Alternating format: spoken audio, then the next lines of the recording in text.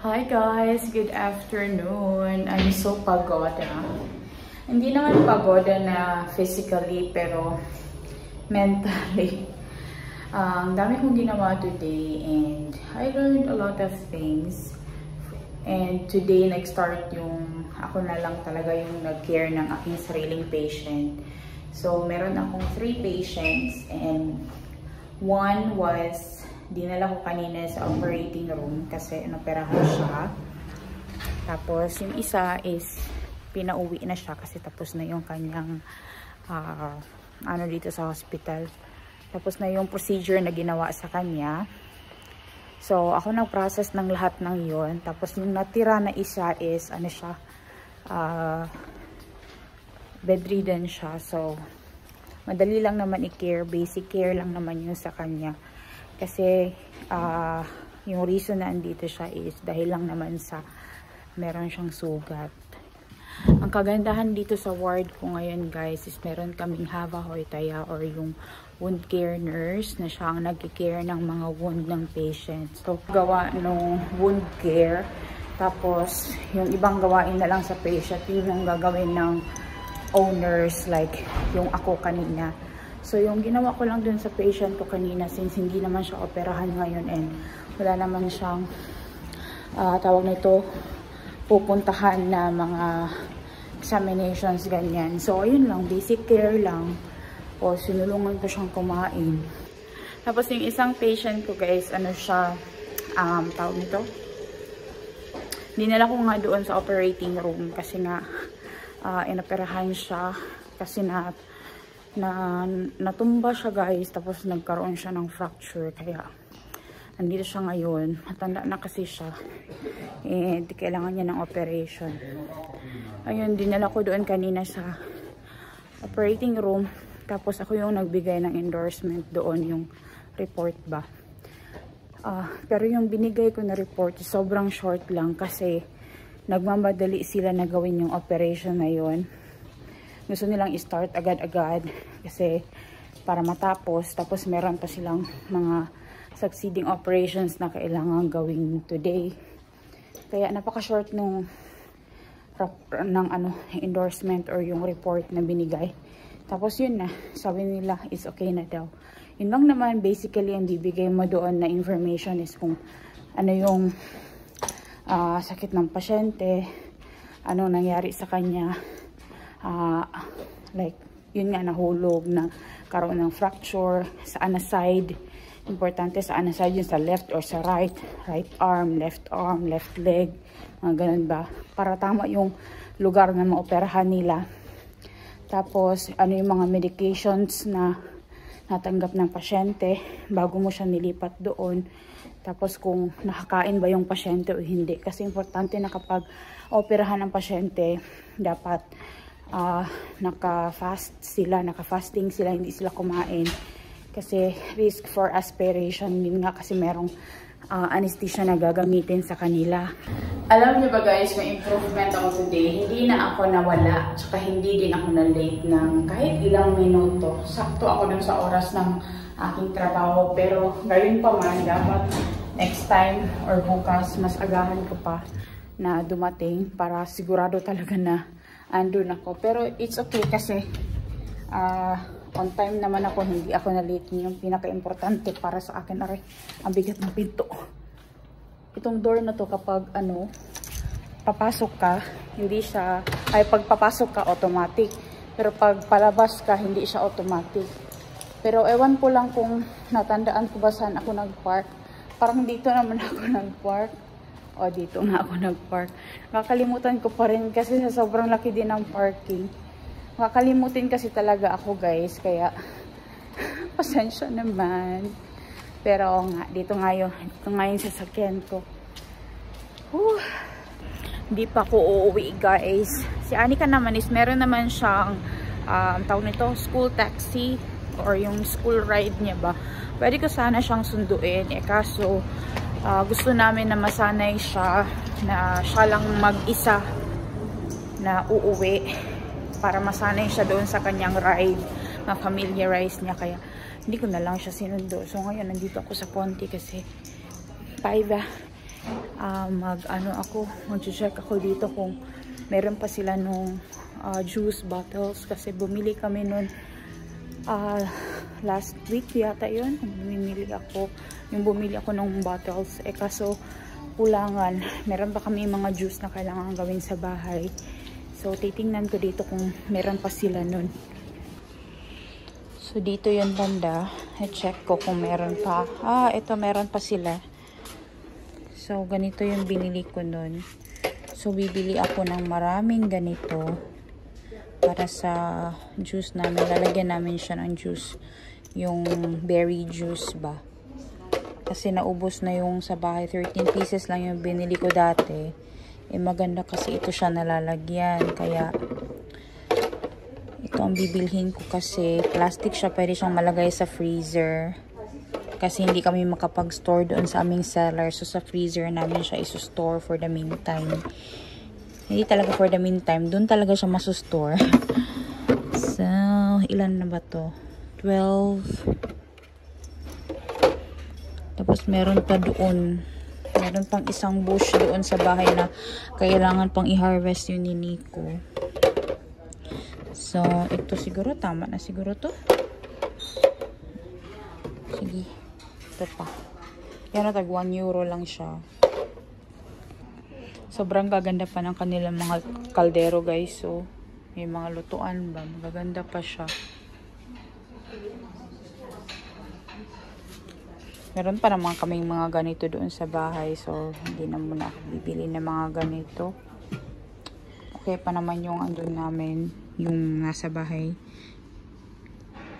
Pero sobrang dami talagang mga anik-anik na pwedeng bilihin sa mga kirpis or yung sa mga ganito ba tawag itong kirpis yung mga flea shops. Yan, sobrang dami. Kung magbi-baking kayo, sobrang dami ding mga mga lutuan. Yan sobrang dami mga lutuan. Alam, maganda ito Ay, lalagyan ito ng tart. Gawaan ng tart guys. Maganda to. Pero mahal man, isang piraso 1 euro. Mahal. Check ko rin dito sa Salvation Army guys. Nandito ako sa another ukay-ukay shop. Salvation Army ang pangalan. Marami din sila mga anik-anik dito guys. And mga toys, mga clothes. Same lang din ng ibang ukay-ukay. Pero dito, mas cheaper. Yan sobrang dami nilang toys. Tapos may mga gamit din sa bahay. May mga plato.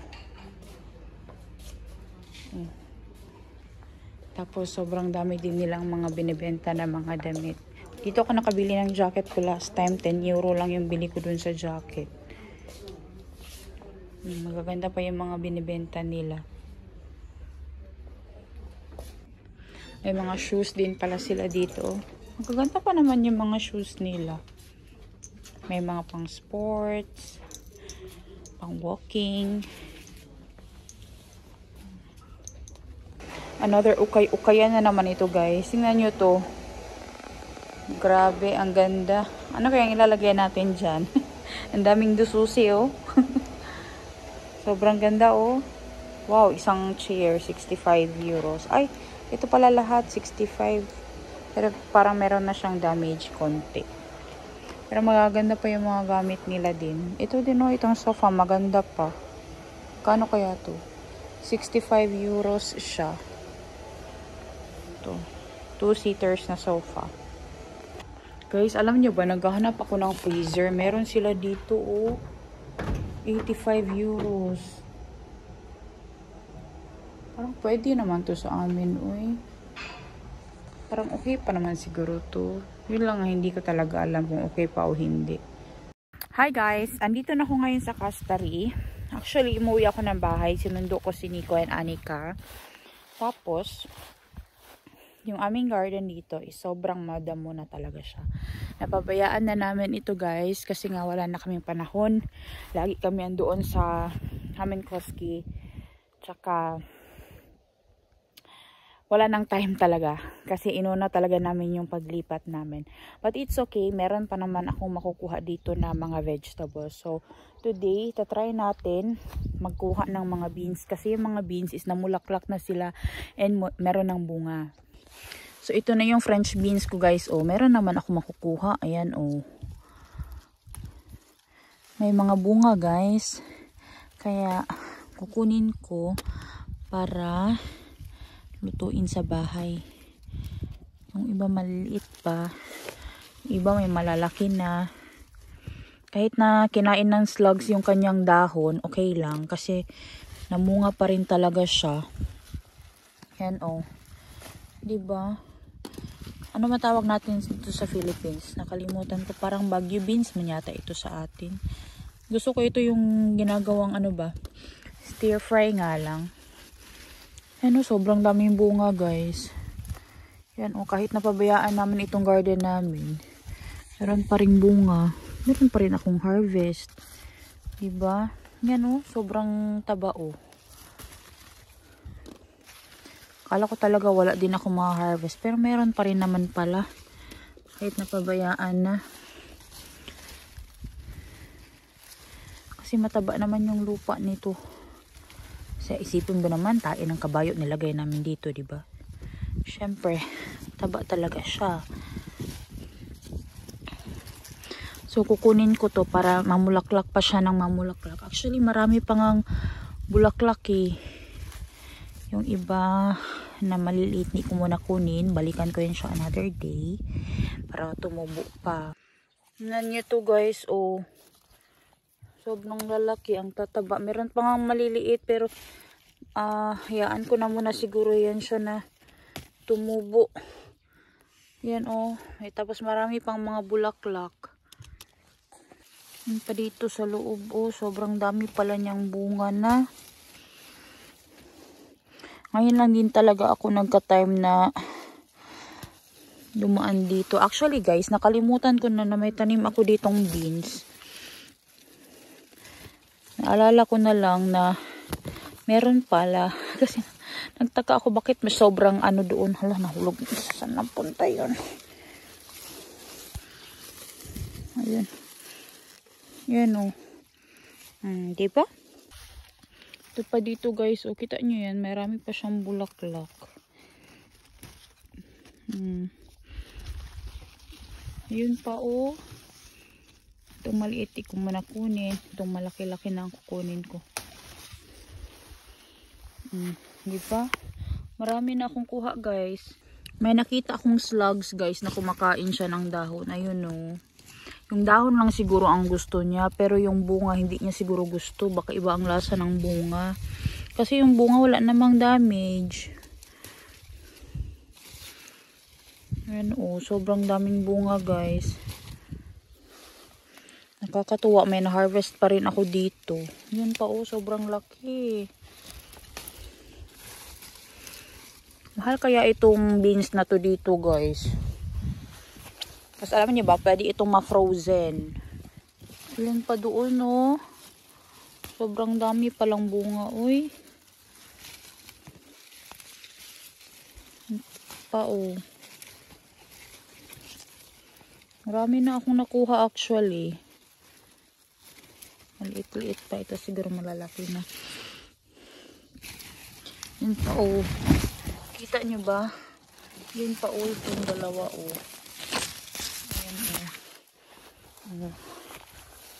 Hala guys, sobrang dami pa palang bunga. Ito pa oh. Ang lalaki. Dandan ako kasi tanglad ito guys eh. Sounds like cookie ah. It's flowers. Akala ko wala na. Meron pa pala dito. Sobrang dami pa pala.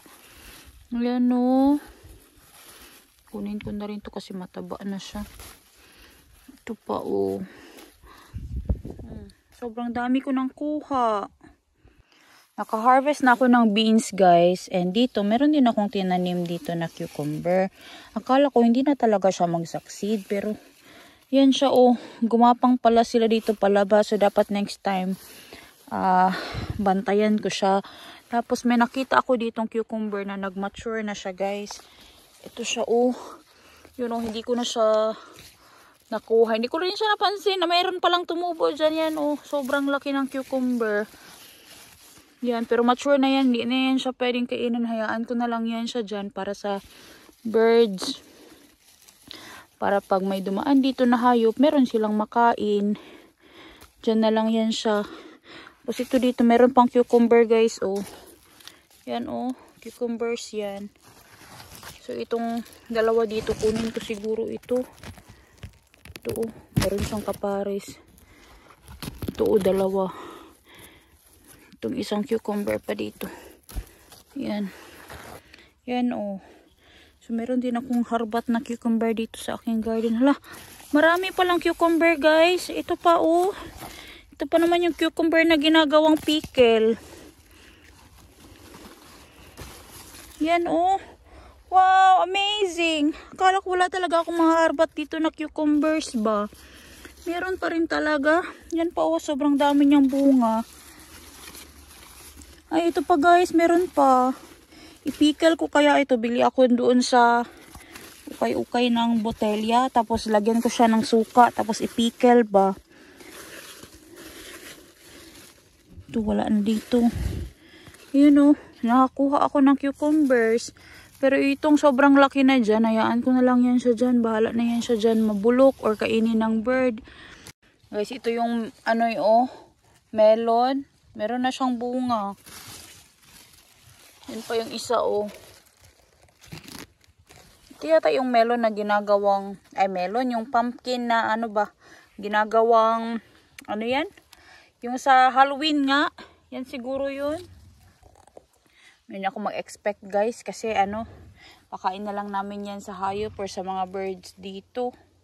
Itong kamatis ko din, guys, napabayaan ko na rin to. Sorry naman. Pero meron pa naman akong makukuha yan, oh. Meron pa rin akong nakuha kahit papano. Merong damage na yung iba, like ito kasi kinain na ito ng ibon. Pero iwan ko na lang yan siya dyan para pagkain na lang niyan siya ng ibon yan, oh. Cherry tomatoes ito, guys. Yun pa nga ito, andito sa ito, oh. Oh, kamatis. Pwede pa tong pang salad. Meron pa naman siyang bunga yan, oh. Pero yun nga, kasi napabayaan, diba? Kaya, wala masyadong bunga. But it's okay kasi, yung iba na lang ang makinabang dyan. Yung mga ibon na lang din ang makinabang para meron din silang makain. Yun lang ang hinog na kamatis for now. Dito na side, sobrang dami niyang bunga. Ayan, oh. Hindi ko talaga naalagaan. Hala! Akala ko wala na, pero meron pa pala. Tingnan nyo to, guys. Meron pa pala ditong zucchini. Ayun, oh. Yun, oh. Kunin ko yan. Kunin ko itong zucchini. Yun na. Ito siya, oh. Meron pa pala. Tapos meron pa ditong dalawa na patubo pa. Pero yung mani, guys, wala na talaga. Kinain na talaga sila ng slugs. Wala na talaga yung pag-asa. May cherry tomatoes pa dito, guys, oh. Yan, oh. Yan, oh. Ala, natabunan na talaga sila ng mga ano, damo. Sige lang, babawi na lang ako next year. Yun pa yung paprika, oh, pero namulaklak lang ang paprika, walang bunga. Kasi kinain na talaga sila ng damo, guys. Kasi wala nang panahon talaga dito. Hindi na talaga kami nagka-time. Tapos yung mga sibuyas dito, guys. Ayan na. May sibuyas pa. Kunin ko na yung ibang sibuyas. Nakalimutan ko na actually na may mga tinanim pala ako dito, eh. Ayan, oh, sibuyas yan. Ito yung iba dito. Hanapin ko na lang. Meron pang red currants dito, guys. Oh, sobrang lalaki ng bunga niya. Pero kapag wala na kaming time na mag-harvest nito, pabayaan na lang yan siya dyan. Kasi yung mga ibon na lang ang kakain yan. Yan oh. I don't know kung mayroon pa bang time. Hindi ako sigurado. Pero yan oh, sobrang dami. May mga naharbat pa rin naman ako or na-harvest dito sa aking garden guys na napabayaan na. So nakakuha ako ng zucchini, ng cucumbers, yung sibuyas. Kumuha din ako nitong dill kasi idadry ko yung iba niyan. Tapos gagamitin ko sa soup. Tapos itong beans and itong kamati. So meron pa rin akong naharbat dito sa aking napabayaang garden. So ito is itatry ko itong ipickle. Bibili ako nung botelya tapos yung suka para gawin itong pickle na cucumber para ma-save siya during winter time.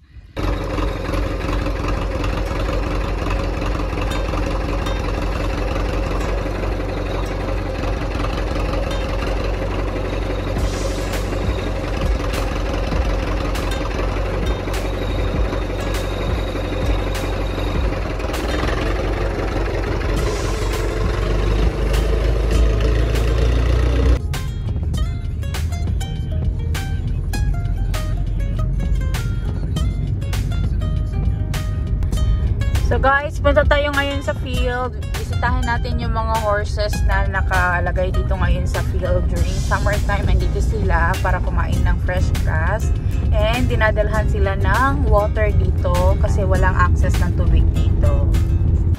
So guys, dito yung mga ibang horses nakatira during summertime kasi meron ditong fresh na grass. Tapos dinadalhan lang sila dito ng tubig. Yan yung ibang horses oh. Tapos yung ibang horses nandoon sa kabilang side. So dito din nilagyan nila ng poles. Tapos meron itong electricity para hindi lumapit yung horses dito. Hindi sila lumabas. Moy!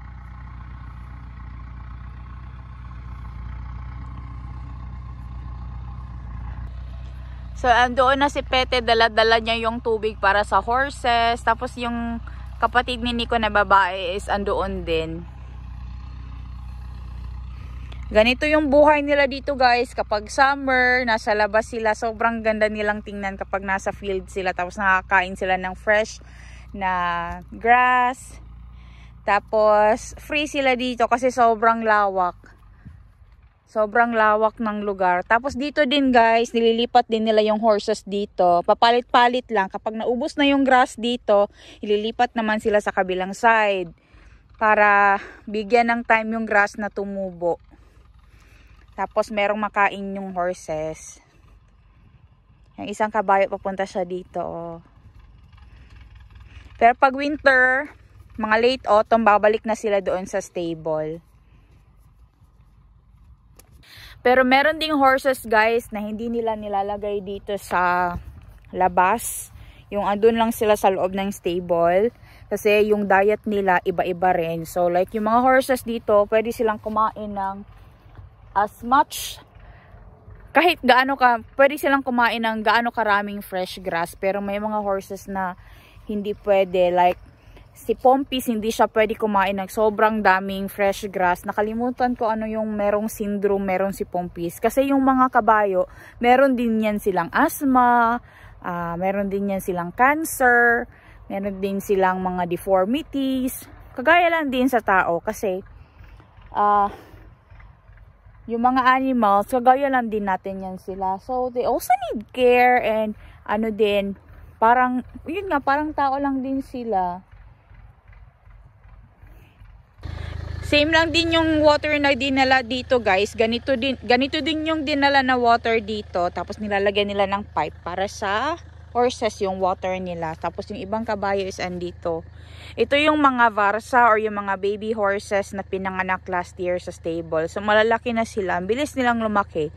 Kabayo na talaga sila. Pero young horses pa lang ito sila guys. So mga 1-year-old pa. Pero hindi ko ma-explain paano yung age ng horses. Iba kasi yung age ng horses guys compare sa tao. Parang every year. Tama ba? Basta hindi ko ma-explain. Pero ito yung mga pinanganak na horses doon sa stable last year. So malalaki na sila.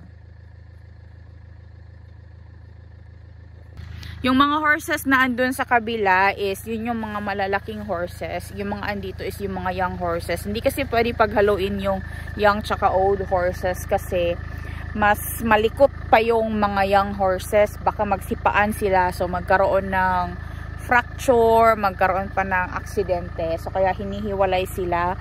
Nilalagay sila sa separate na fence para doon sila kumain ng kanilang grass. At the same time, kapag itong grass dito sa loob is naubos na yan, lilipat na naman sila dito. Tapos kapag naubos na naman ito dito, lilipat naman sila sa kabila. So, paikot-ikot lang sila. Pero hindi pwede pagsamahin yung old tsaka yung young horses kasi nga magsisipaan sila. Pero itong grass dito is wala siyang fertilizer, walang nilagay dito para tumubo. So, these are just fresh grown grass na tumutubo dito na gustong-gustong kainin ng mga horses. Anyways guys, thank you so much for watching our video for today and sa pagsama sa amin sa aming video and sa panonood ng aming video. Thank you so much for watching. Please don't forget to like, share, and subscribe to our channel. We will see you next time. Hey, hey!